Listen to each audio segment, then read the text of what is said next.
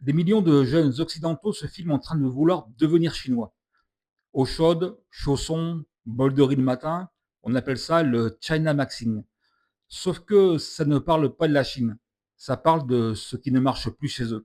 Prends par exemple un occidental de 23 ans, il a fait des études, il enchaîne les contrats courts, il peut même pas se payer un studio.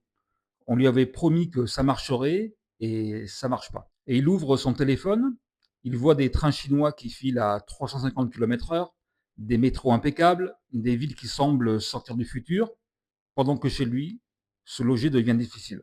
Et c'est là que cette fascination pour la Chine devient intéressante. Parce que ces jeunes ne fantasment pas seulement la Chine, ils fantasment un monde qui fonctionne.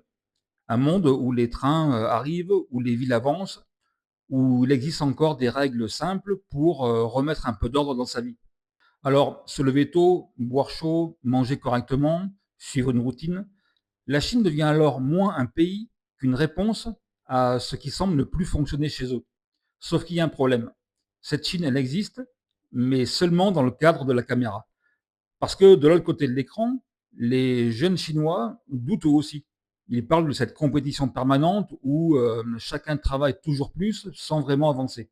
Et le paradoxe est assez fascinant parce que pendant que certains jeunes occidentaux fantasment la discipline chinoise, certains jeunes Chinois cherchent justement à lui échapper. C'est donc peut-être pas tant de l'amour pour la Chine, parce qu'on regarde toujours un pays étranger avec ce que l'on porte déjà en nous. Et aujourd'hui, une partie de la jeunesse occidentale regarde la Chine et y projette ce qui semble lui manquer chez elle. Alors la vraie question, c'est peut-être pas pourquoi veulent-ils devenir chinois, mais qu'est-ce qu'ils cherchent en Chine qu'ils ne trouvent plus chez eux.